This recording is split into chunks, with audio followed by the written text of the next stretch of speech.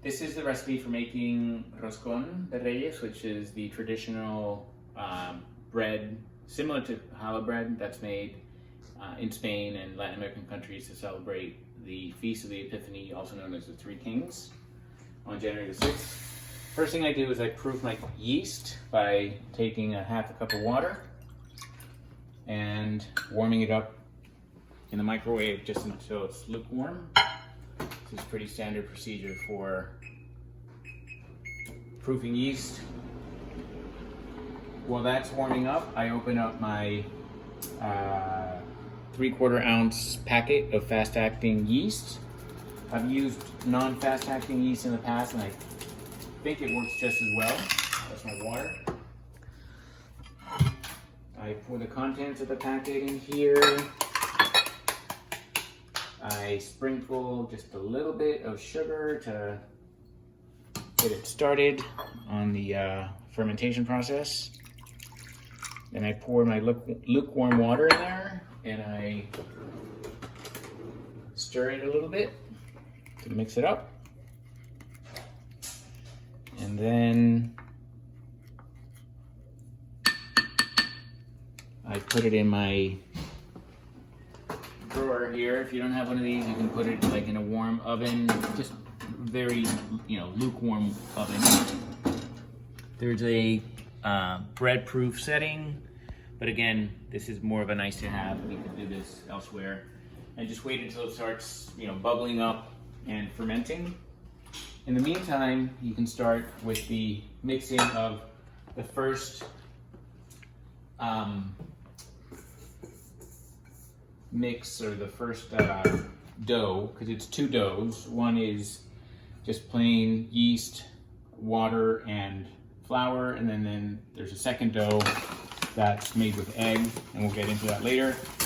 This first one takes, I use bread flour. This one has given me good results. I think I've used others in the past. So this first one is 2 cups of flour.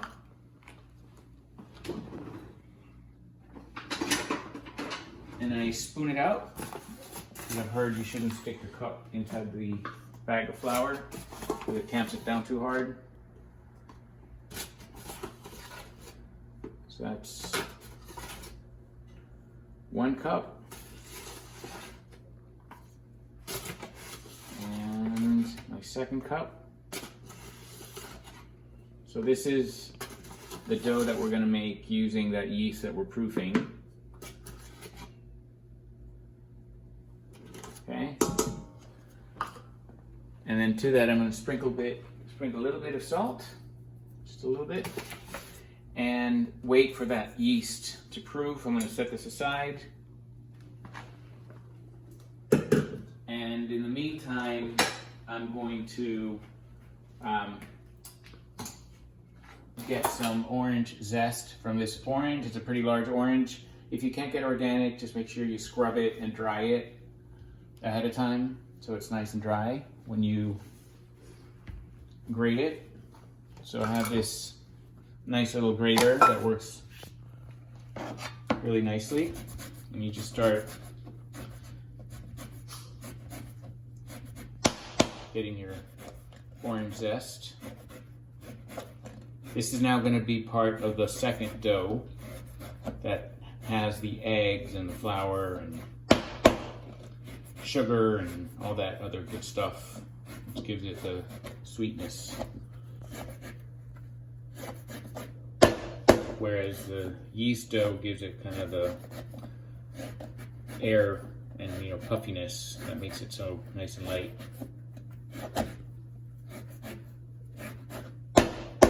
So I hit down on the grater just to release all of the zest and rind that gets stuck in the little micro plate there. I think it's called a micro plater or something. Alright, that's pretty good. This is a really good orange, so while it's baking you can cut it up and have yourself some vitamin C. Then you do the same thing with the lemon. And mix them together.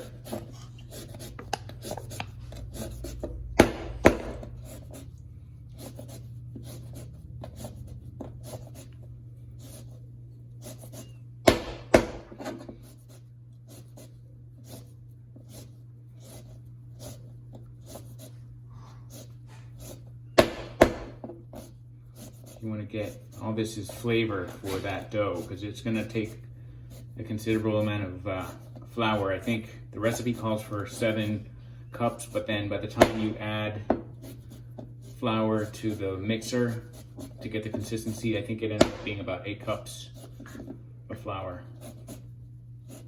All right, that's pretty good there. Okay, so let's check on that yeast. Okay, it still has a little bit ways to go, so we can keep working on the second dough, which is 4 cups of bread flour. So we can start measuring that out. We can also start melting the butter.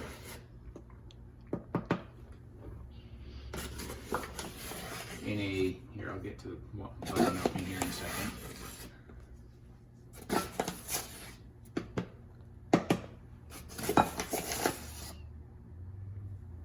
Two.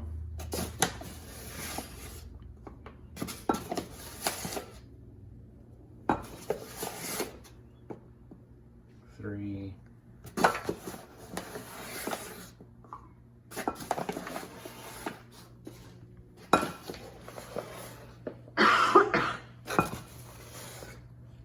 4. That's about roughly 4 cups there. Let me go ahead and start melting the butter. I put it in the microwave. It's going to be a little bit noisy. So let's do a butter melt. Oh, let's do it with half a stick because this microwave is kind of strong and it starts sputtering. Okay, so this is again for that second dough. Whoops. So now we can start mixing our dry ingredients.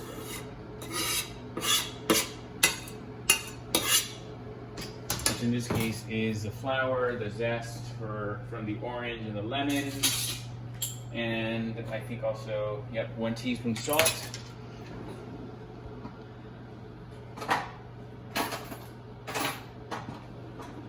Need to go in the dishwasher for the measuring spoons, I think.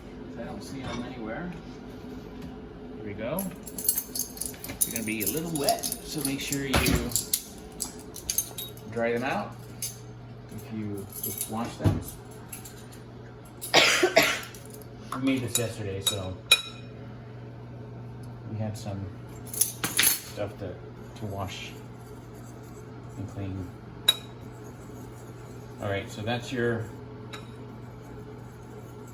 these are your dry ingredients, pretty straightforward. Because the sugar we're gonna add to the mix of the butter. That's still not melted, so let me give it some more time.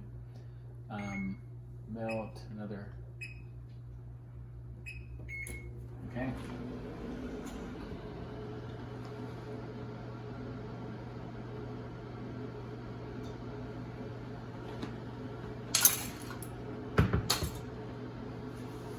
So we're back to the first dough,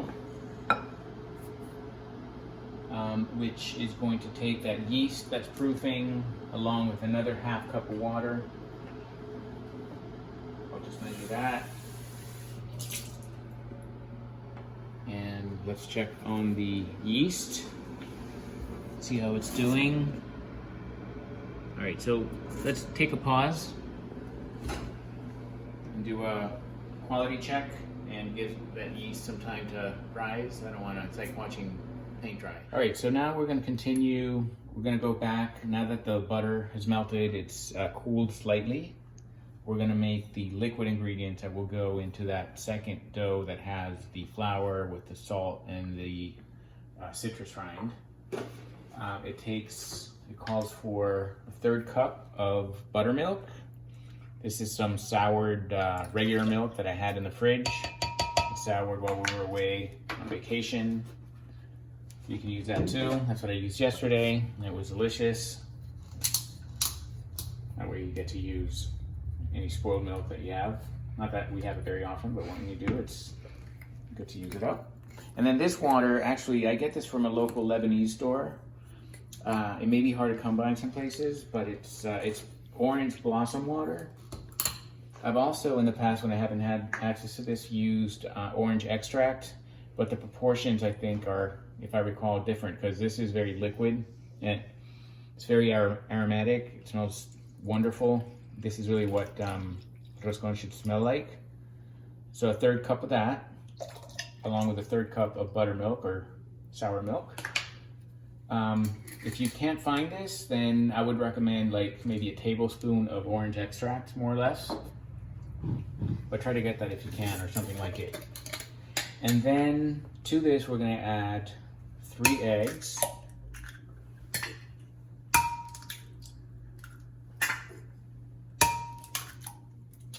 And 3/4 cup of sugar, which is about 100 grams. I have the recipe in grams too, if anybody needs it. Oh, whoops, that's a little bit more than that, so we'll do a little damage control here. It's okay to be a little bit over. It's forgiving that way. Of course, it happens when we're filming. So, I'm sure there's a better way to measure sugar. That's why I do it. Let's rinse it out. We'll wash that later. And then we're just gonna whip this up. Oh, secret ingredient. Well, one of the secret ingredients is rum. We add it to the liquids as well. I use this Nicaraguan rum, but you can use any nice dark rum that you have in the house. You maybe want to try like Captain's Morgan. Not that I think that's a nice rum, but it gives it flavor. You're not really doing it for the alcohol, but more for like the flavor it imparts. So stir that up.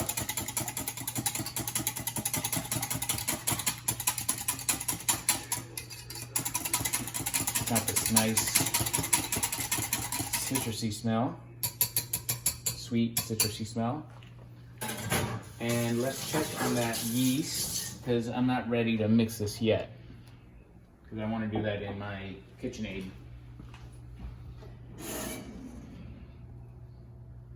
So it's still not as bubbly as I like it. So let's stop filming for just a little bit longer. All right, so once your yeast has proofed, it'll be nice and bubbly and kind of proofy. Kobe. We are going to go back to the first dough, which has just the 2 cups of flour and a little bit of salt. I'm going to pour in the yeast. In addition to that, we're going to pour in another 1/2 cup of water. And we're going to start mixing it in our KitchenAid mixer. You can also knead it by hand if you don't have a KitchenAid mixer, but to save a little time. And we set it, I think, at speed number 4.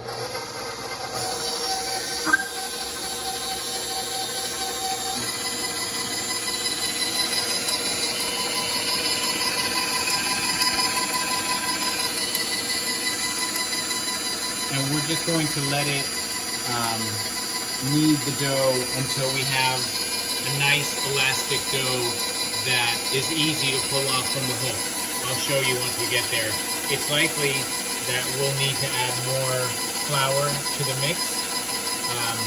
So we'll add, I think in the end we'll add maybe another 1/2 cup or cup of flour in order to get that consistency that I'll show you momentarily. Mixing for about 4 or 5 minutes.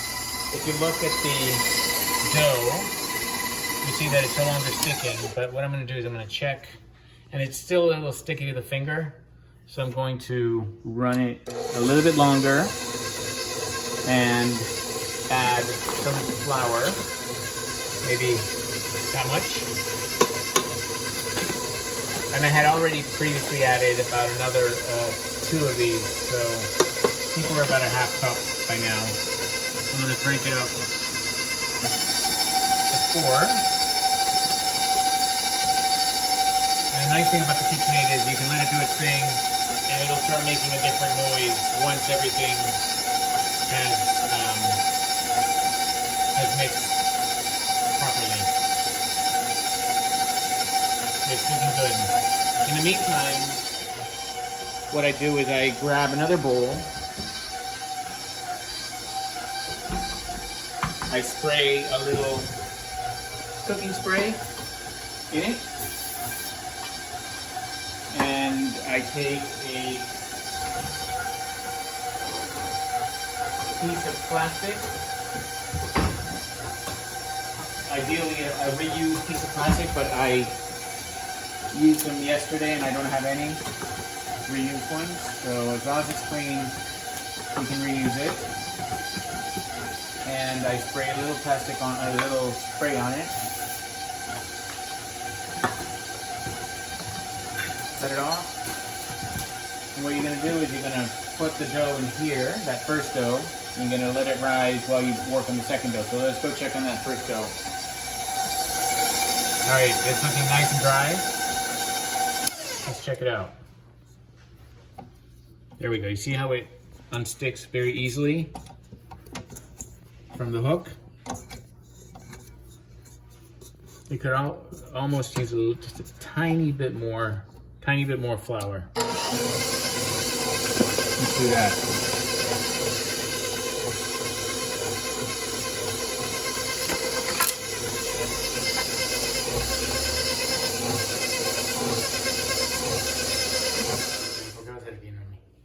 All right, so this has been kneading for about 8 to 10 minutes. I've ended up adding at least another cup of flour before having this consistency, which is what I'm looking for, which is this nice soft dough, very aromatic. So this is our egg-based dough, and this is why I said earlier it's like challah because it's eggy, but the taste, of course, is very different. And what we're going to do is we're going to take our first dough that's been kind of sitting here in the bread proofing drawer, and we're going to, it's starting to rise.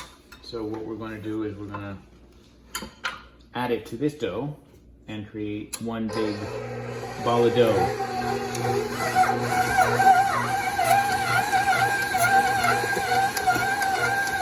Eventually they'll combine and we will continue at that point. So this has been kneading for about 4 minutes. I've added a tiny bit of flour, maybe a quarter cup, just to get to the desired consistency. The 2 balls of dough have combined into a single one, and it's a little sticky. So what I'll do is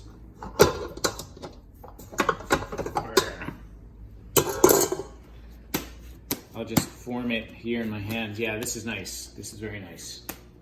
It's got that nice aroma, that nice texture. You can create like this nice little ball. And so this bread is going to rise 2 times. This is going to be the first rise. That rising of the first dough didn't really count. Oh, it's just sitting there. So we're going to put it in here. And we will put it back in our drawer. And we'll put a clean table or kitchen rag on it, or a piece of cloth. Keep it nice and warm. And we'll set our timer for an hour. And we'll check back. If everything goes as planned, after that hour, that ball of dough should have risen to the top of the bowl, and it should be nice and light, ready to get punched down and shaped into a crown. But we'll get to that in the next segment. Okay, so the dough has risen a second time. Should be nice and fluffy, and now you take it out of the bowl, and we're gonna punch it down and form a crown.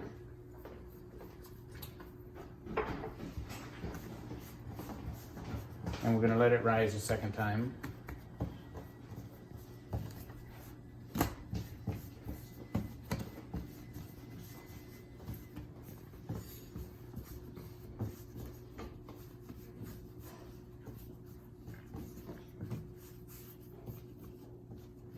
So it's nice and soft and elastic.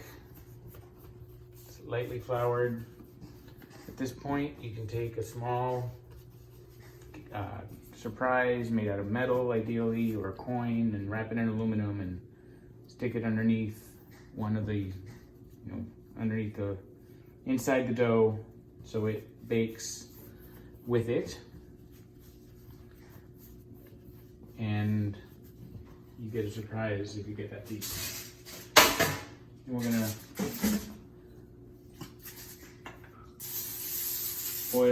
lightly oil the baking sheet.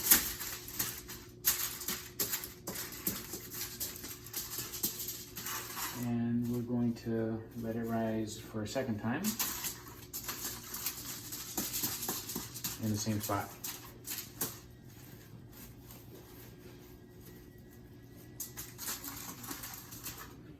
That's it. So after about an hour of rising for the second time, it should look something like this. Nice and puffy. And what we want to do is work real quickly to finish it off and then place it in the oven so we don't lose that rise. So you basically first need to varnish the dough with an egg and some milk. Just a little bit.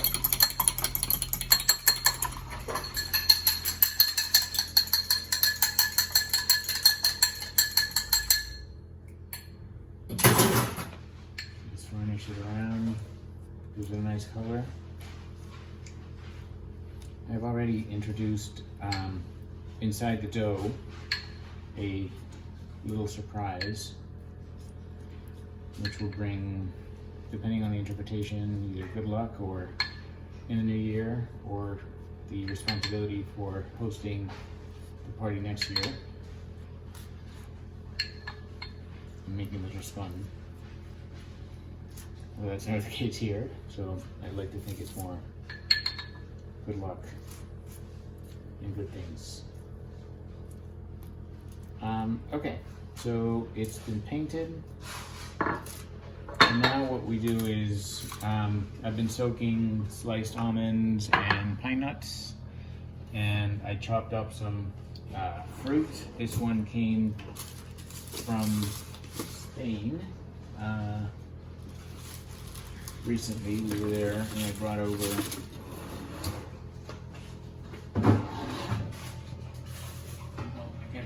name now. I'll show it to you later.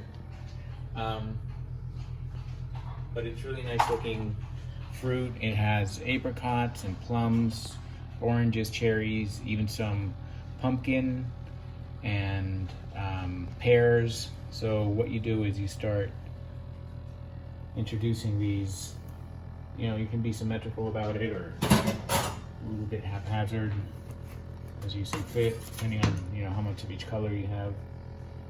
You can spread it out. Typically, so you remember where you put the surprise, you want to mark it to give you an idea of how to cut it later. That doesn't always work, but kind of give you some indication as the cake cutter of where it might be, to avoid people from gaming and figuring out where things are. It doesn't always work, but it's worth a try. So you just keep putting these, depending on how much you have and how much, how Baroque you want it to be. I like it a little bit, Baroque and fruity. I think it makes for a nicer experience because all this sugar will get nice and toasty once you cook it. So got some pears, which is really nice. Never made it with pear until the one I made yesterday. And apricot, and these little oranges are just fantastic. I had no idea that there was pumpkin, so.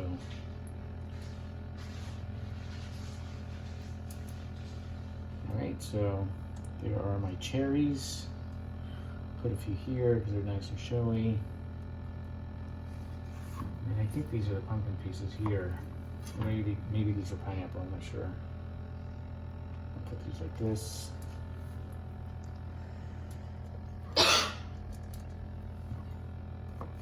Oh, I think that actually this might pumpkin here. There's no rhyme or reason, just kind of be fair in your distribution. Looks a little bit like a abstract painting. Kind of cool. A little pear here, a little green thing here, and use it all up.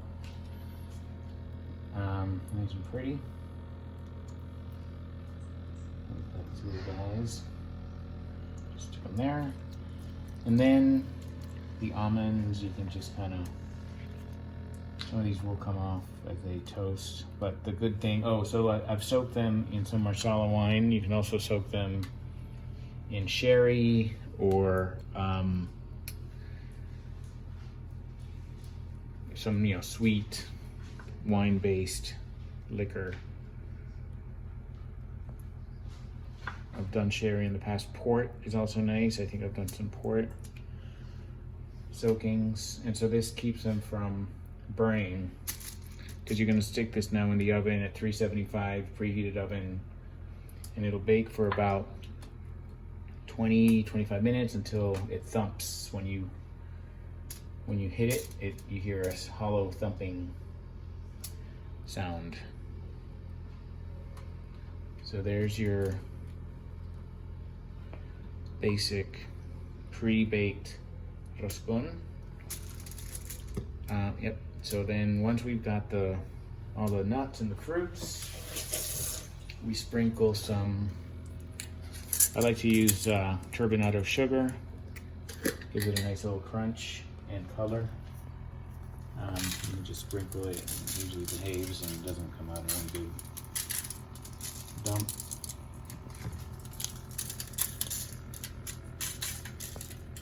Like that.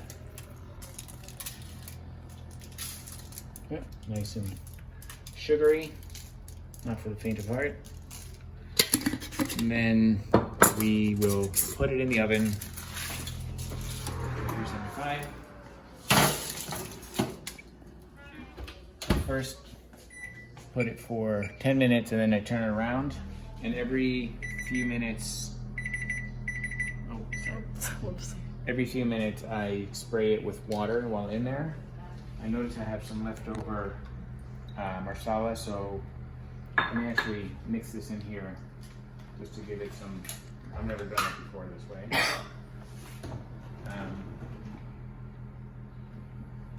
To give the water a little bit of flavor. I guess you could also do it with some of the orange water, and just, I think, moistens the